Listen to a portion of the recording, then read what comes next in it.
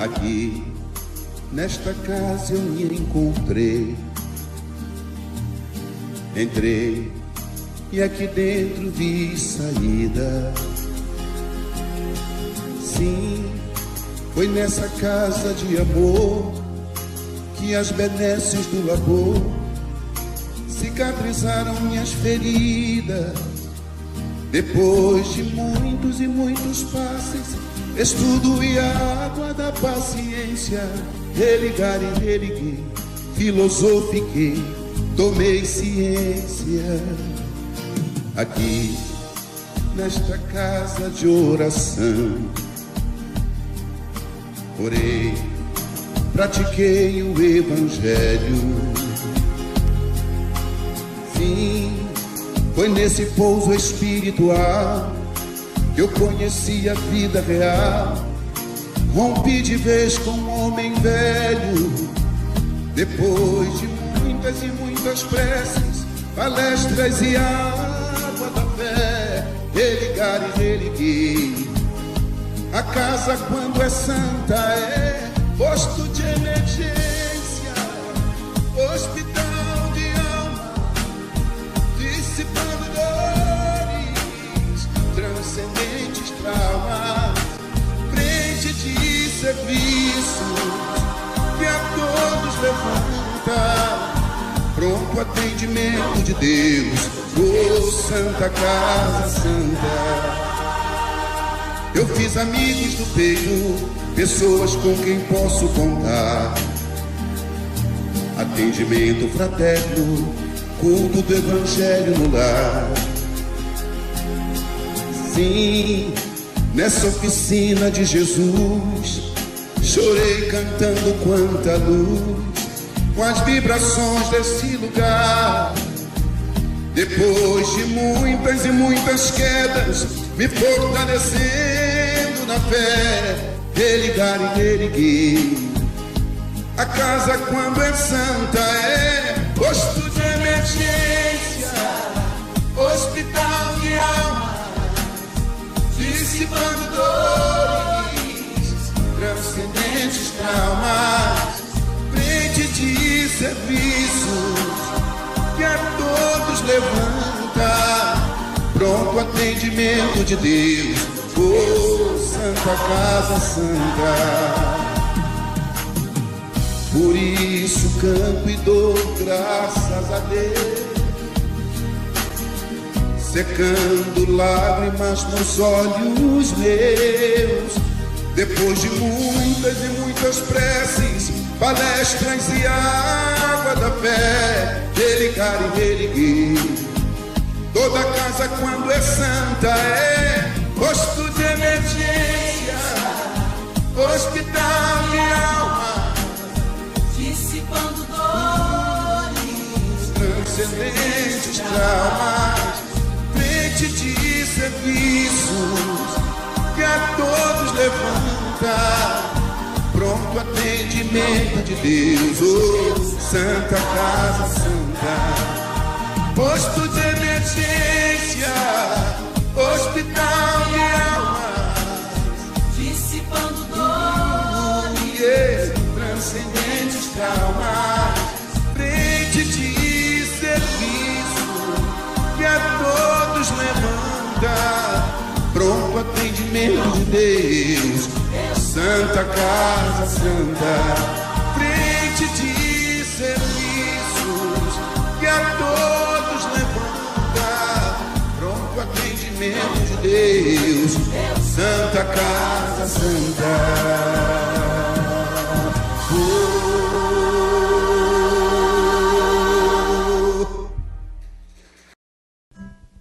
Jesus, que continuas pela eternidade, o médico dos médicos, que cura a todos nós, caminheiros, nessa caminhada em busca da evolução que esperas, possam todos esses ouvintes sentirem o teu amor em diversas formas neste dia e neste momento, através da palavra, através da verdade do teu evangelho, todos tenham ouvido de ouvir E nesse ouvir, compreendam, Mestre, o teu legado de puro amor.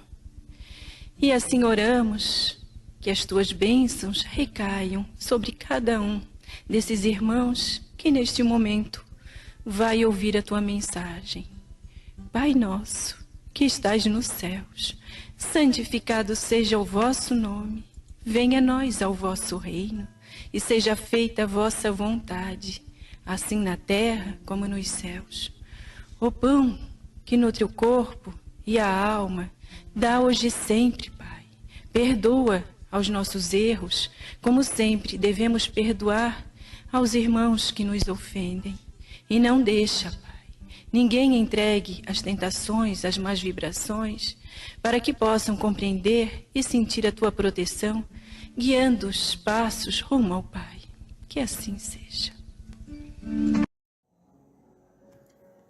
Jesus, falando sobre fé, ele tem uma famosa frase.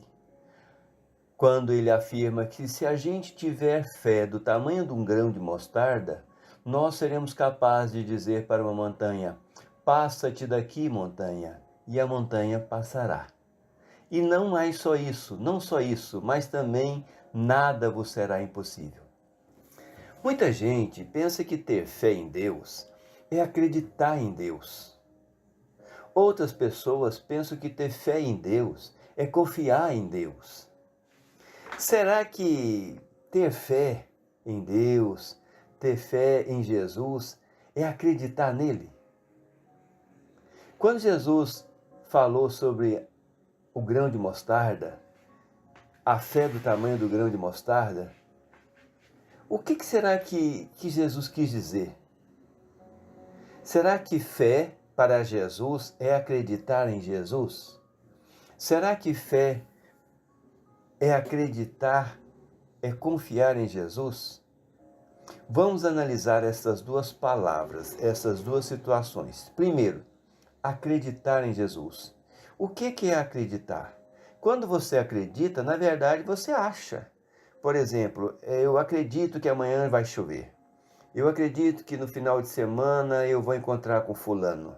Eu acredito, ou seja, eu acho. É uma possibilidade apenas. Ninguém fala, eu acredito que 2 mais 2 são 4. Eu acredito que 2 mais 2 são 4? Não, eu não acredito. Eu sei. Eu sei que 2 mais 2 são 4.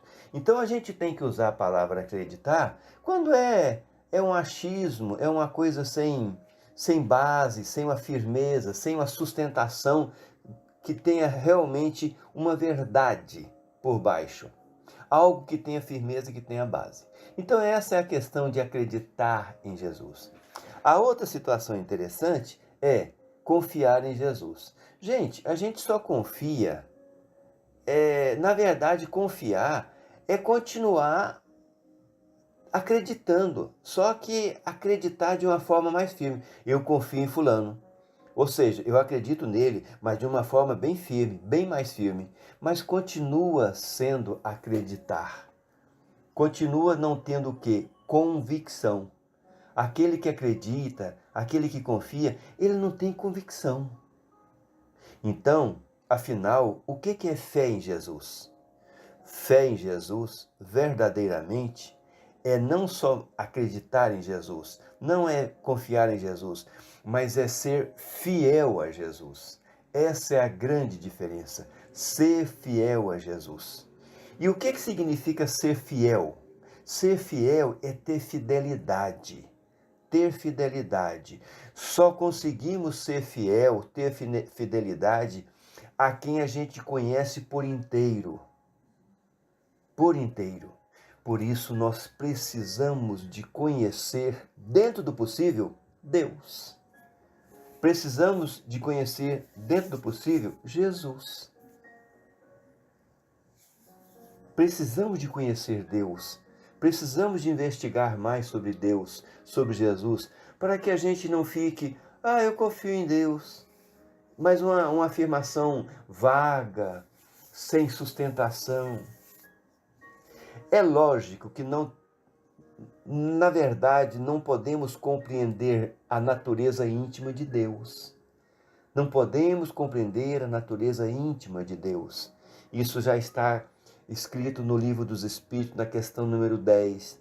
Não temos condições intelectuais.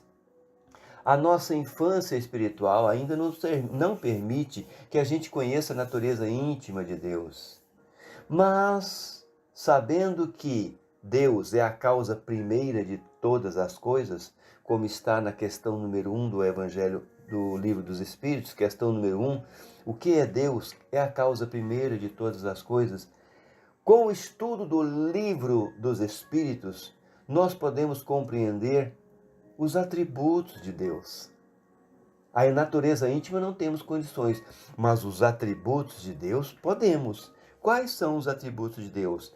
Deus é eterno, Deus é imaterial, Deus é imutável, Deus é único, Deus é soberanamente justo e bom. O que é soberanamente justo e bom? A sua justiça é acima da justiça dos homens e é infalível. E a bondade de Deus é inigualável. É isso que é Deus. Então, quando você vai ser fiel a Deus, você vai ser fiel a um ser que você sabe que é imaterial, que é onipotente, onipresente, que é único, que é soberanamente justo e bom. Se ele é bom, ele vai ouvir tuas preces. Se ele é justo, ele vai te atender dentro do que for justo.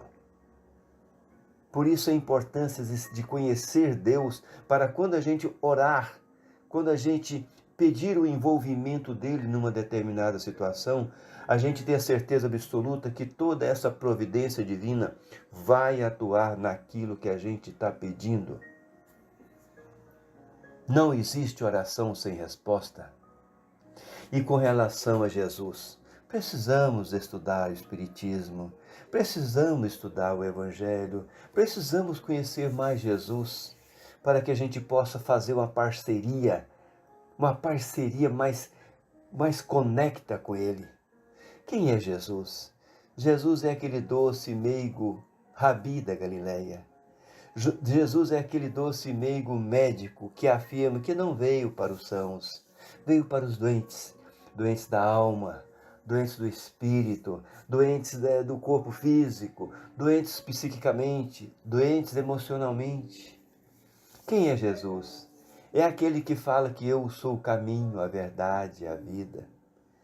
Quem é Jesus? É aquele que garante que no mundo tereis tribulações, mas tem de bom ânimo, eu venci o mundo. Quem é Jesus? É aquele ser que nos ajuda a compreender que ninguém vai ao Pai senão por Jesus. E Ele é o caminho, a verdade e a vida. E para definir melhor Jesus, o Espiritismo nos ajuda a conscientizar que Jesus é o nosso modelo e o nosso guia. Modelo e guia, ou seja, precisamos de ter Jesus como referência, precisamos de ter Jesus como um guia, como um farol.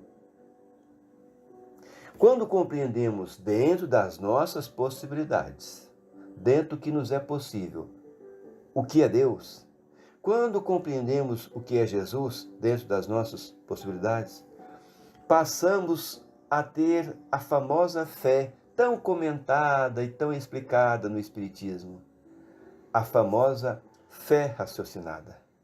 O Espiritismo é fé raciocinada. Por quê? Porque é uma fé que tem base, que tem sustentação, que quando você conversa com Jesus, você sabe para quem você está conversando. Quando você entra em harmonia cósmica, você está conversando com Deus. É isso que é ter fé raciocinada. É uma fé baseada na coerência, na razão.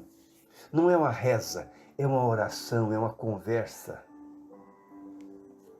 Então, depois desses esclarecimentos sobre o que é Deus, Jesus, sobre o grão de mostarda, sobre a fé do tamanho do grão de mostarda, depois desse esclarecimento, podemos compreender o que Jesus quer dizer se tivermos fé do tamanho de um grão de mostarda. Se a gente tiver fé do tamanho de um grão de mostarda, seremos capazes de transportar montanhas. Por que Jesus cita isso? Porque mostarda é uma das menores sementes que existe. Então, se a gente tiver uma fé pequenininha, mas for sincera, se a nossa fé, por mais que seja pequena, seja sincera, nós seremos capazes de transportar as montanhas. E que montanhas são essas? As montanhas dos problemas, as dificuldades, as resistências que às vezes paralisam a gente. Isso é uma montanha. Às vezes a gente está com má vontade, às vezes a gente está com preguiça, às vezes está com desânimo. Tudo isso é montanha. Às vezes a gente está cego de orgulho, cego de vaidade, cego de egoísmo.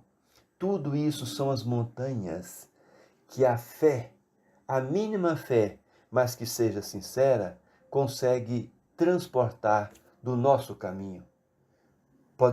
Com a nossa fé, o mínimo que seja, mas que seja uma fé sincera, a gente consegue tirar esses obstáculos como a gente tiraria uma montanha da nossa frente. Quando compreendemos os atributos de Deus e principalmente o seu amor, quando compreendemos a importância de Jesus em nossas vidas e principalmente o amor de Jesus por nós, enfim vamos entender que são infinitos os recursos de Deus, infinitos os recursos, os auxílios que Jesus pode nos assistir. Isso é importante. Quando a gente passa a ter uma consciência plena, quando a gente passa a exercitar uma fé raciocinada, a gente passa a ter confiança absoluta na providência divina. Passamos a ter uma confiança absoluta na providência divina. Nós nunca teremos total tranquilidade na terra em relação às lutas do dia a dia. Uma tranquilidade total, vivendo em plena felicidade, uma felicidade total, uma saúde de ferro, dinheiro no banco, os familiares todos indo bem, maravilhosamente bem, os vizinhos, os parentes, os amigos, todos maravilhosamente bem. Não, isso na Terra, nesse patamar evolutivo que a gente está, não, ainda não temos condições de viver essa felicidade plena. Nós temos as nossas lutas, nós temos os nossos embates. E esses embates é que nos faz crescer, porque a gente vai ter, num embate a gente vai ter um aprendizado, no outro embate a gente vai ter um ensinamento. Nós vamos ser exemplo para muita gente, mas a gente vai pegar também o exemplo de muitas pessoas. Então isso é fundamental. Temos que ter sempre a certeza absoluta que nunca estamos sozinhos. O Pai Celestial, com todo o seu amor, nos envolve. Nunca estaremos entregues à própria sorte. Jamais estaremos entregues ao destino. Isso não existe. Deus, Jesus, nosso anjo da guarda, os amigos espirituais da nossa casa espírita, eles vão estar sempre conosco, nunca nos desampararão, nunca vai apartar de nós. É o próprio Jesus que afirma: vinde a mim todos que estão cansados, sobrecarregados, e eu vos aliviarei. Precisamos de ter uma confiança, mas uma confiança cheia de alegria. A confiança cheia de alegria, por que alegria? Porque a gente tem certeza absoluta que Deus vai agir. Por mais que a gente tenha feito coisas erradas, por mais que a gente tenha aprontado, tenhamos a certeza absoluta que Jesus não julga ninguém. Ele mesmo garante isso no Evangelho de João, capítulo 8, versículo 15. Eu não julgo ninguém. Eu não julgo ninguém. O próprio Jesus não julga ninguém. O que Jesus quer? É que a gente conscientize dessa cartilha de luz que é o Evangelho. Conscientize que o Evangelho é uma bússola. Conscientize que a nossa vida tem que ser pautada pelos trilhos do Evangelho.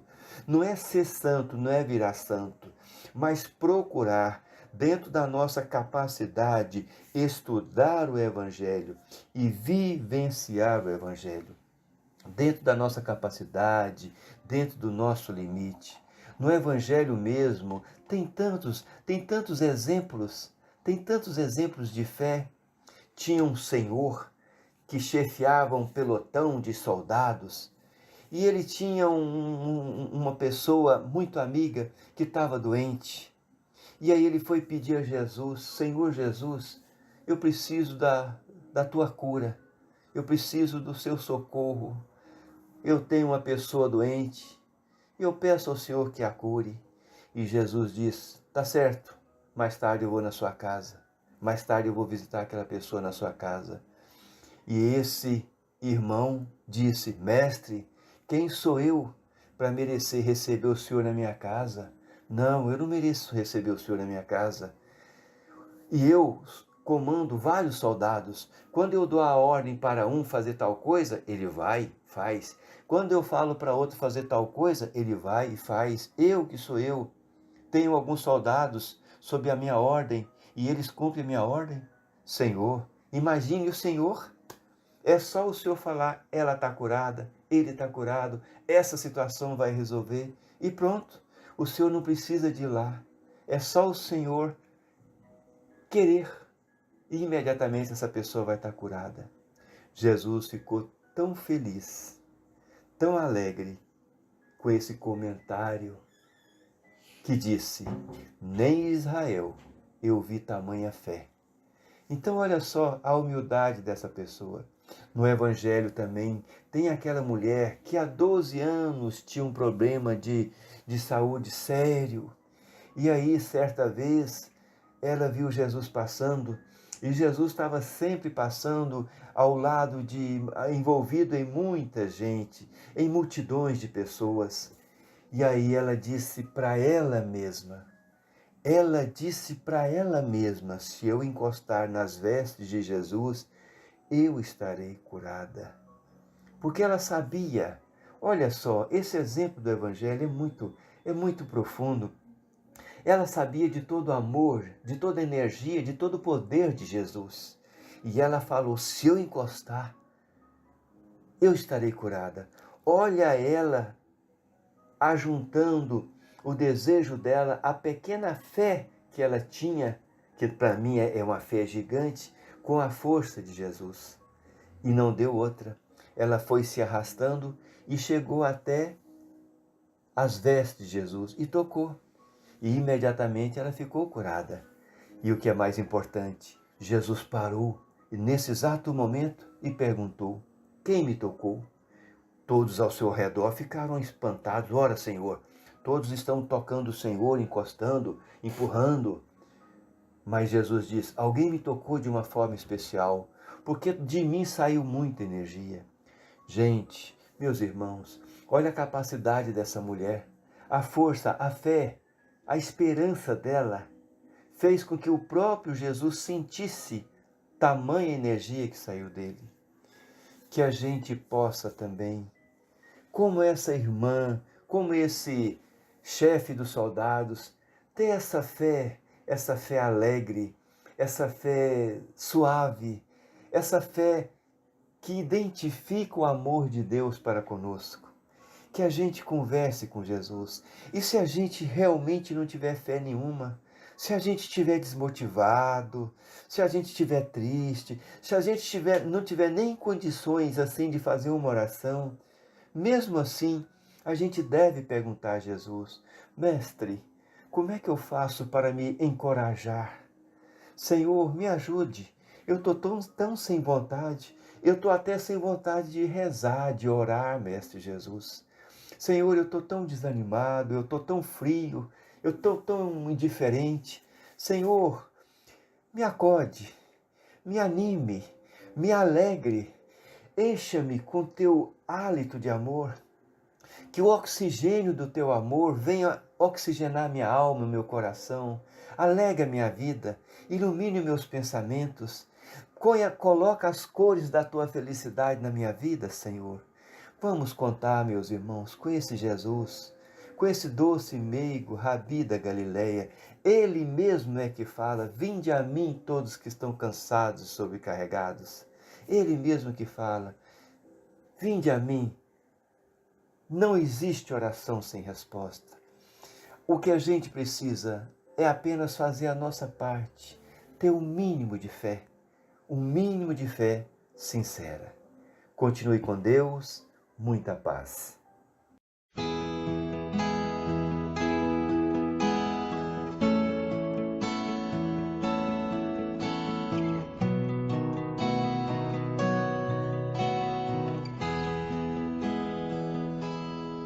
Quanta luz neste ambiente,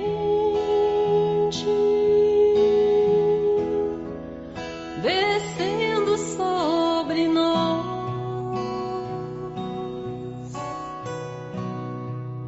vibrando em nossas mentes.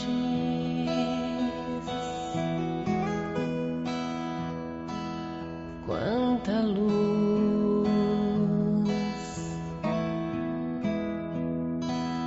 quando assim em prece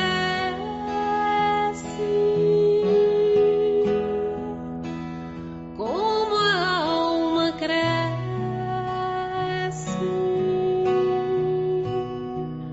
aos olhos de Jesus.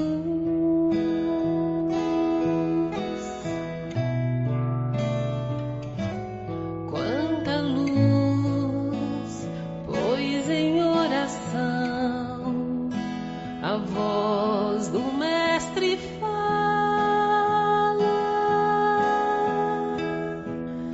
aos nossos corações. Quanta luz descendo sobre nós. Quanta luz,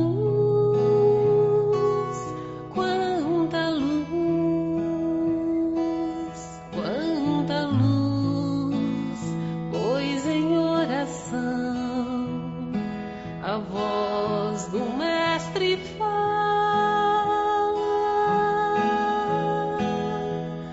aos nossos corações. Quanta luz descendo sobre nós. Quanta luz, quanta luz.